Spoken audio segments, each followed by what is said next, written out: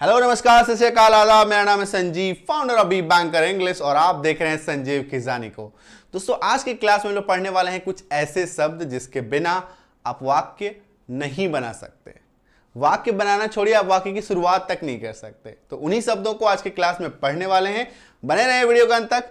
चलिए शुरू करते हैं और बप्पा का नाम लेकर के क्लास को हम लोग आगे बढ़ाते हैं। दोस्तों, पहला शब्द है आई, जिसका अर्थ होता है मैं। आई जिसका अर्थ होता है मैं। इस क्लास में दोस्तों हम लोग स्ट्रक्चर पे फोकस नहीं करेंगे, सिर्फ और सिर्फ शब्दों पे फोकस करेंगे, उसकी मीनिंग पे फोकस करेंगे, उसको कैसे इस्तेमाल करते हैं, वाक्य में उसकी पोजीशन क्या है, ये सब सीखेंगे। ठीक है, तो इसको अगर हम लोग एक छोटा सा एग्जांपल लेते हैं, मान लीजिए मैं बाजार जा रहा हूं। मैं बाजार जा रहा हूं, तो इसकी इंग्लिश क्या हो गई? I am going to market. I am going to market. ठीक है, तो वाक्य की, जैसे कि मैंने आपको कहा था कि वाक्य इसके बिना शुरू ही नहीं हो सकता। इसका मतलब है ऐसे शब्दों का इस्तेमाल आप वाक्य की शुरुआत में करते हैं, सबसे शुरू में, वेरी बिगनिंग, है ना। ये देखिए आई, है ना, I am going to market, वाक्य के शुरुआत में आप इसका इस्तेमाल करते हैं। ठीक है, क्लियर है। चलिए, अब आई का ही एक पॉजेसिव वर्ड है। आई का ही एक पॉजेसिव वर्ड है। पॉजेसिव वर्ड मतलब कि आई का ही आप इसको एक भाई की तरह से समझिए, चचेरा भाई जैसा। ठीक है, जो आई मतलब क्या होता है? आई यानी कि एक यानी कि सिंगुलर, सिंगुलर यानी कि एक वचन, सिंगुलर यानी कि एक वचन। तो आई का ही ये भाई है और इसका इस्तेमाल भी सिंगुलर के जैसा ही होता है, लेकिन पॉजेसिव केस में। पॉजेसिव केस किसको कहते हैं? पॉजेसिव केस का स्पेलिंग मैं आपको लिख देता हूं थोड़ा सा, है ना। POSSESSIVE, possessive case. Possessive case क्या होता है? किसी शब्द पे, किसी वाक्य में, वाक्य के सहारे से किसी चीज पे अपना मालिकाना हक जताना, अपना ओनरशिप दिखाना। राइट, ठीक है। जैसे कि मान लीजिए मेरा, माई, है ना। माई का मतलब मेरा, कोई चीज मेरा है, इसका मतलब मेरी या मेरा मालिकाना हक है उस पे, मैं उसका मालिक हूं, ये मेरा है। आ रही बात समझ में, है ना। तो this is my car, this is my car. Right, आ रही समझ में? यह मेरी कार है, यह मेरी कार है, दिस इज माई कार। ठीक है, तो माई का ही मतलब क्या होता है? मेरा भी होता है और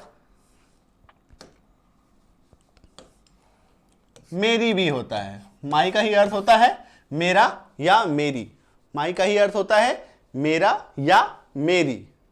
ठीक है, तो ये अब मेरा, ये कुछ लोग क्या होता है, कुछ स्टूडेंट इसको ऐसे समझ लेते हैं कि अगर आप मेरा बोल रहे हैं तो वो लड़का के लिए होगा, मेरी बोल रहे हैं तो वो लड़की के लिए होगा। नहीं, है ना, इसको आप ऐसे मत समझिए। मेरा मतलब पुल्लिंग जो नाउन है ना, मस्कुलिन जेंडर, है ना, पुल्लिंग जो वस्तु है उसके साथ, है ना, वो मेरा। ठीक है, जैसे कि मान लीजिए अगर मेरी कार है, ठीक है, तो यह मेरा घर है। घर क्या है? पुल्लिंग शब्द है ना। घर क्या है? शब्द ही पुल्लिंग है। कोई लड़की बोलेगी तो भी वो बोलेगी ये मेरा घर है, कोई लड़का बोलेगा तो भी वो ये बोलेगा कि ये मेरा घर है। क्यों? क्योंकि घर जो है वो घर पुल्लिंग शब्द है। घर जो है वो पुल्लिंग शब्द है ना। अक्सर मैंने देखा स्टूडेंट कंफ्यूज होते हैं कि सर मेरी बोल रहे हैं मतलब ये लड़की, लड़की जब बोलेगी तो वो मेरी बोलेगी हर चीज को, लड़की जो है वो हर चीज को मेरी नहीं बोलेगी, है ना। ये वस्तु या जो भी संज्ञा या जो भी नाउन है उस पर निर्भर करता है कि आप मेरा बोलेंगे या मेरी बोलेंगे। कोई लड़का भी बोल सकता है मेरा, कोई लड़का भी बोल सकता है मेरी। सिमिलरली इसी प्रकार से कोई लड़की भी मेरा या मेरी दोनों शब्द का इस्तेमाल कर सकता है। यह वस्तु की प्रकृति यानी कि वस्तु का नेचर, थिंग्स के नेचर पर निर्भर करेगा। आया समझ में ना चीज, है ना, क्लियर है। तो यह मेरा घर है, this is my house, this is my home. समझ में आ रही है चीज? तो मेरा या मेरी के लिए आप माई का इस्तेमाल करेंगे माय डियर फ्रेंड। ठीक है, नेक्स्ट इज वी, WEV, जिसका मतलब होता है हम लोग, हम सब। हम लोग, हम सब। वी क्या है? प्लूरल है। प्लूरल यानी कि बहुवचन। बहुवचन यानी कि हम जो है वो किसी एक इंसान के बारे में बात नहीं हो रहा है, मतलब एक से अधिक इंसान के बारे में बात हो रहा है। जैसे मान लीजिए अगर मैं हूं तो मेरे साथ मेरे शिक्षक मित्र हैं, है ना, मेरे साथ मेरे शिक्षक मित्र हैं या मेरे मित्र हैं, मेरे भाई बहन है ना। तो मैं अगर अकेला नहीं हूं, मैं अगर अकेला हूं तो आई का इस्तेमाल करूंगा, बट मेरे साथ अगर कोई एक और है या उससे अधिक कोई और है तो मैं वी शब्द का इस्तेमाल करूंगा। आ रही है बात समझ में? ठीक है, तो हम लोग, हम सब तीनों का ही अंग्रेजी वी होता है।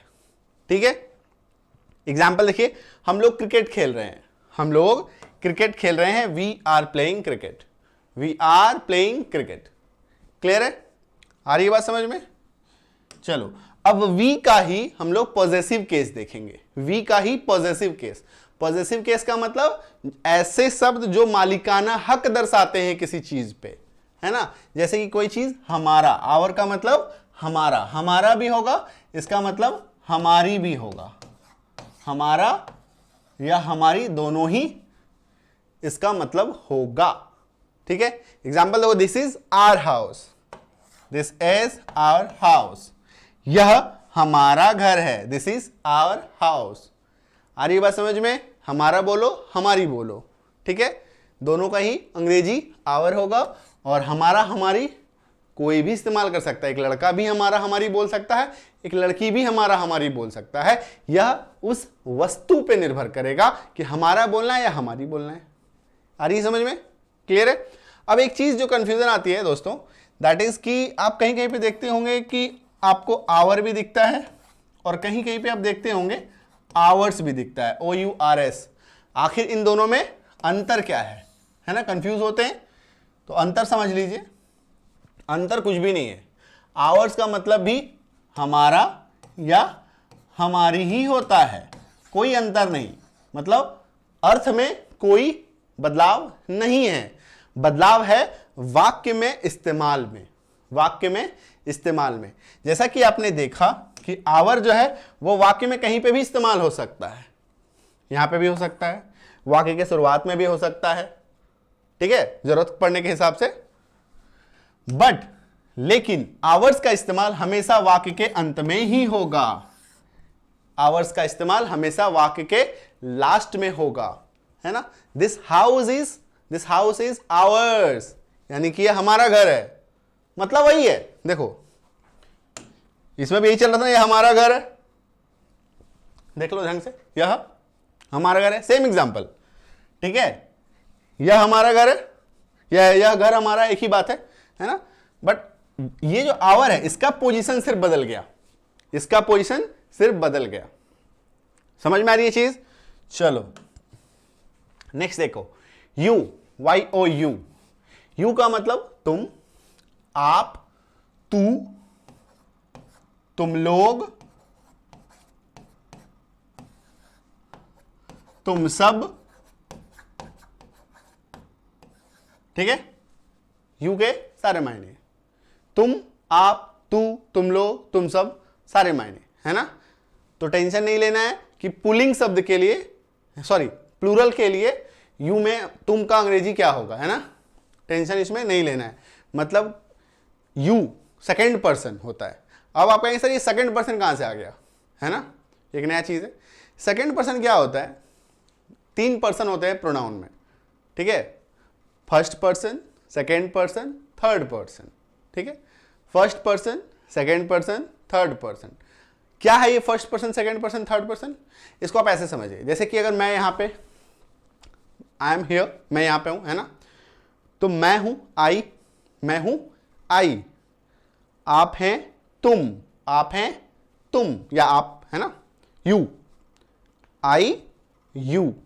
यहां पे और कुछ मित्र हैं या कुछ लोग हैं जिनके बारे में मैं और आप बातें कर रहे हैं, मैं और आप मिलके कुछ लोगों के बारे में, यहां पे कुछ लोग हैं जिनके बारे में हम लोग बातें कर रहे हैं, ठीक है। आ गया समझ में? मैं हो गया फर्स्ट पर्सन, आप हो गए सेकंड पर्सन, ये हो गए थर्ड पर्सन, ठीक है। यहां पे कोई है XYZ, कुछ लोग हैं, ठीक है, एग्जाम्पल नहीं समझ में आएगा। मैं है तो आई हो गया, है ना, मेरी जगह पे आई हो गया। आप हैं you, I am talking to you, मैं आपसे बात कर रहा हूं अबाउट ही, यहां पे एक लड़का है ही, उसके बारे में बात हो रही है ना। और एग्जाम्पल में हिम होगा, आई am talking about him, but समझो यहां पे एक वर्ड है ही, ही मतलब ही किसके लिए इस्तेमाल करते हैं? किसी लड़के के लिए, किसी पुरुष के लिए, है ना। तो ही नाम का एक यहाँ पे व्यक्ति है। I am talking to you about he. कोई लड़की होगा तो शी, है ना। आ रही बात समझ में? और बहुत सारे लोग हुए तो देम, उन लोगों के बारे में हम लोग दोनों मिलकर बातें कर रहे हैं। THEM, देम मतलब उन लोगों के बारे में, ठीक है। तो आई हो गया, यू हो गया, यहां पे कौन कौन हो गया? ही, शी, दे, यानी थर्ड पर्सन हो गया ये लोग, है ना। अब हो सकता है यहां पे मेरे जगह पे मेरे साथ और कुछ टीचर्स हैं, मेरे साथ कुछ और टीचर्स हैं, या और मेरे कुछ मित्र हैं, मेरे कुछ फ्रेंड्स हैं। तो अगर हम लोग सब यहाँ पे 2-3 लोग मिल जाएंगे हम मेरे साथ, और आपसे बात कर रहे हैं इन लोगों के बारे में, तो अब मैं क्या बोलूंगा? We are talking to you, we are talking to you about them, है ना। तो फर्स्ट पर्सन के जगह पे आई हो गया, वी हो गया। सेकेंड पर्सन की जगह पे यू हो गया, क्योंकि यू का क्या होता है? तुम लोग, आप वहां पे बहुत सारे लोग भी हैं तो भी कोई दिक्कत नहीं है, क्योंकि आप तो यहां पे तुम लोग, तुम सब, आप सब, सबका अंग्रेजी क्या होता है? यू ही होता है, ठीक है। और यहां पे ही, शी, दे। आ गई बात समझ में? तो first person I, we, second person you, third person he, she, they. Clear, that's it, ठीक है।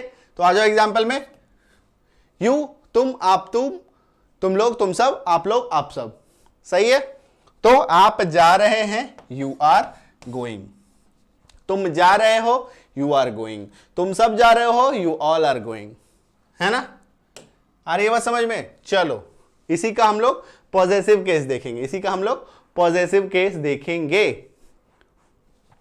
तुम्हारा, इसकी अंग्रेजी क्या होगी?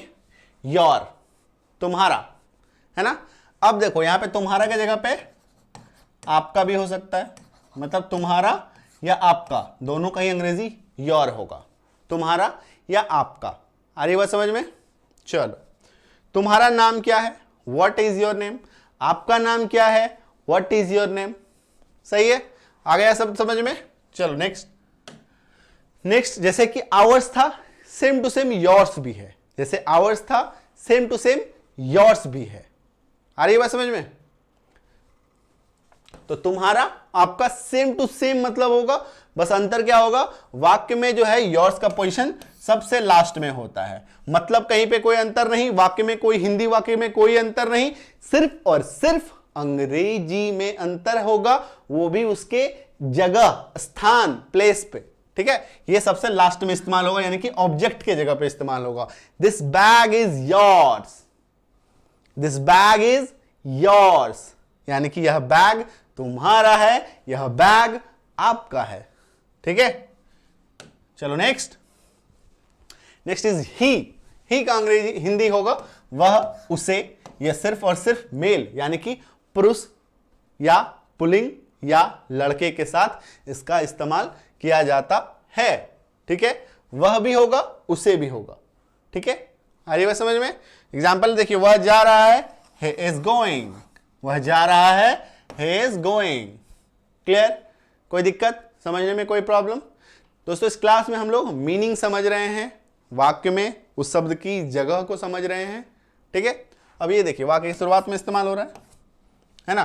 तो वाक्य की कल्पना इनके बिना की ही नहीं जा सकती, क्योंकि वाक्य की शुरुआत में इस्तेमाल होता है और इसी से ही वाक्य बनता है। और 90% से भी थोड़ा ज्यादा ही वाक्य जो है इन्हीं शब्दों से बनता है, जो मैं आपको बता रहा हूं, ठीक है। इनका नाम है प्रोनाउन। इनका नाम क्या है? ग्रामर की बात करें तो इनका नाम है प्रोनाउन, यानी कि सर्वनाम, ठीक है।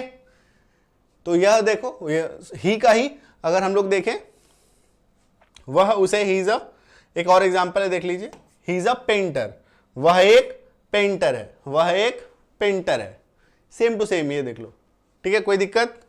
कोई दिक्कत नहीं। अब ही का हम लोग देखेंगे पॉजेसिव केस, ही का हम लोग देखेंगे पॉजेसिव केस। ही का पॉजेसिव केस क्या होगा? ऐसा शब्द जो ही का ही भाई जैसा लगता है और वो मालिकाना हक दिखाता है, जैसे कि उसका, उसकी, है ना।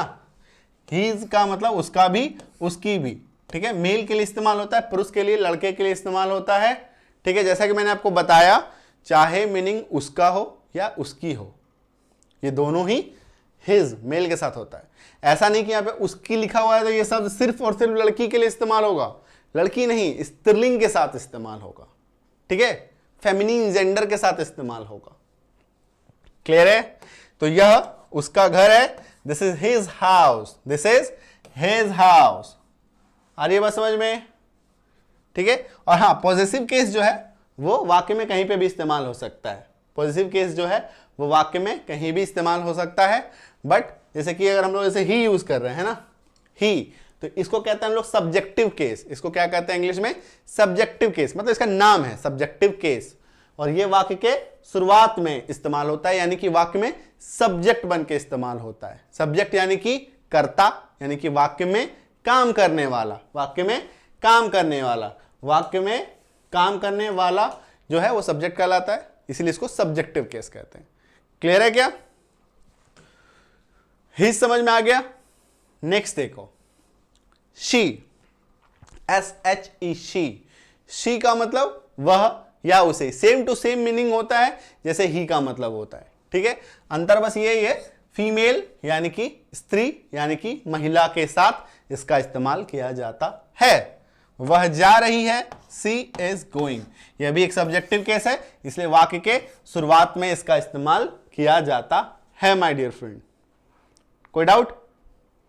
चलो इसका काउंटर पार्ट देखते हैं, यानी इसका पॉजिटिव केस देखते हैं। इसका पॉजिटिव केस है हर, HER, हर, ठीक है, जिसका मतलब उसका, उसकी, दोनों ही होता है, मेल फीमेल दोनों में ही है ना।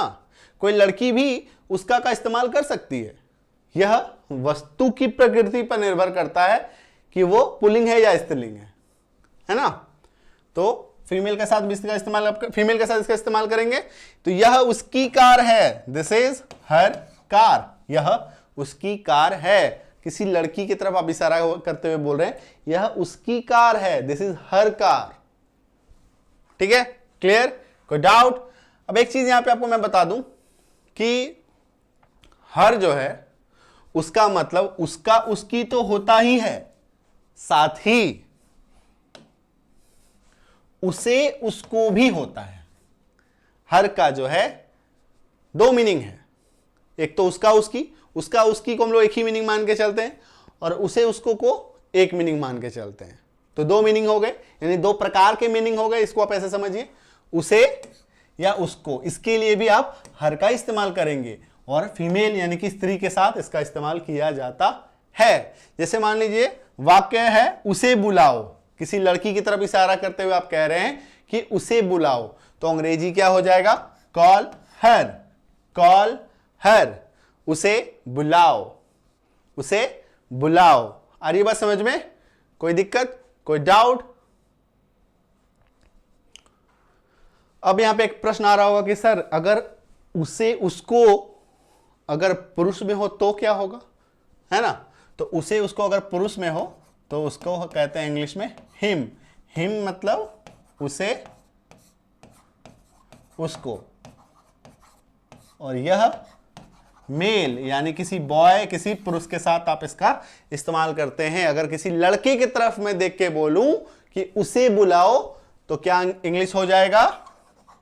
Call him, call him. आ रही है बात समझ में? कोई डाउट, कोई संदेह नहीं है। नेक्स्ट देखो, इट, IT, इट, ठीक है। अब देखो IT, इट बढ़ने से पहले मैं आपको बताऊं, आप IT आपको इस तरीके से दिखता होगा। एक तो पहले IT, इट दिखता है, दूसरा ITS दिखता है, ऐसा दिखता है, तीसरा IT ऐसे करके ऐसे दिखता है। तीन तरीके से आप इट को देखते होंगे जब भी आप किताब पढ़ते हैं, बुक पढ़ते हैं, कुछ भी पढ़ते हैं, है ना, या सुनते हैं, देखते हैं कहीं पे भी, तो आप तीन तरीके से आपका इट का सामना पड़ता है। एक ऐसा, एक ITS और एक एपोस्ट्रॉफी S, ऐसा करके, ठीक है। ये तीनों मीनिंग को हम लोग समझेंगे। फिलहाल इट को समझते हैं, यानी कि इस वाले को समझते हैं, IT, इट। इसका मतलब क्या होता है? यह संभव है, यह हो सकता है, इट इज पॉसिबल, यह संभव है, इट इज पॉसिबल। इसका इस्तेमाल पॉजिटिव, सब्जेक्टिव केस में करते हैं, यानी कि वाक्य के शुरुआत में इस्तेमाल करते हैं। सही है। चलो अब हम लोग देखते हैं ITS।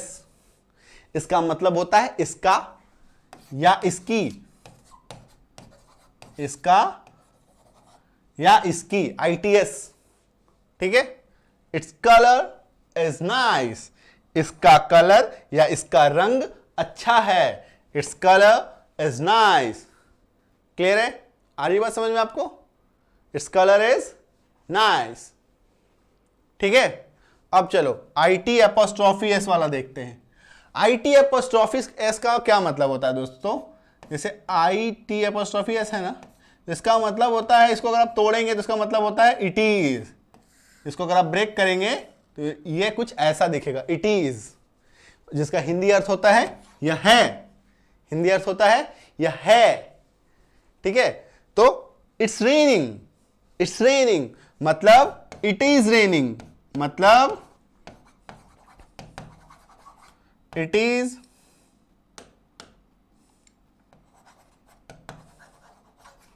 ठीक है, इट इज रेनिंग।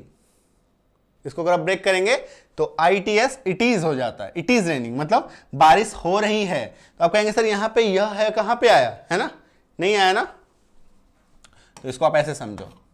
मैं एक और एग्जांपल लेता हूं।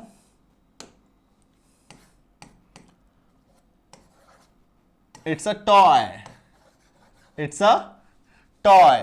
तो इसको अगर आप ब्रेक करोगे तो क्या हो जाएगा? It is a toy. यह एक खिलौना है, यह एक खिलौना है। तो यह है उसमें आ गया ना। आ रही है बात समझ में? अब बारिश हो रही है, यह एक, मैंने आपको बताया था, अगर आप शुरू से इस क्लास को, पूरे क्लास को देख रहे हैं तो मैं बता दूं कि जिस वाक्य में सब्जेक्ट ना हो, ऐसे केसेस में वाक्य में या तो इट का इस्तेमाल करते हैं या तो देयर का इस्तेमाल करते हैं। किसी किसी जगह पे इट, किसी किसी जगह पे देयर। कहां इट और कहां देयर होगा ये एक सेपरेट क्लास में मैं आपको बताऊंगा। ठीक है। फिलहाल अगर हम लोग उसमें घुसेंगे तो वो पूरा एक सेपरेट क्लास है। ठीक है। तो यहां पे देखो बारिश हो रही है, यहां पे कोई सब्जेक्ट नहीं है, मतलब कोई कर्ता नहीं है। कर्ता यानी कि कोई काम करने वाला नहीं है। ठीक है। तो बारिश हो रही है तो ऐसे सेंस में क्या हो जाएगा? इट का इस्तेमाल होता है। It is raining, it's raining.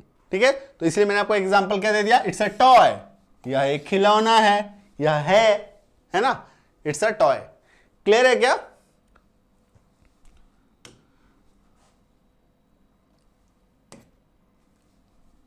जैसा कि मैंने आपको बताया था, इट, इट्स, इट इज, है ना। इसका मतलब यह हो गया, इसका मतलब क्या हो गया? इसका, और इसका मतलब क्या निकल के आया? यह है। ठीक है। यह, इसका, यह है। क्लियर हो गया ना ये चीज?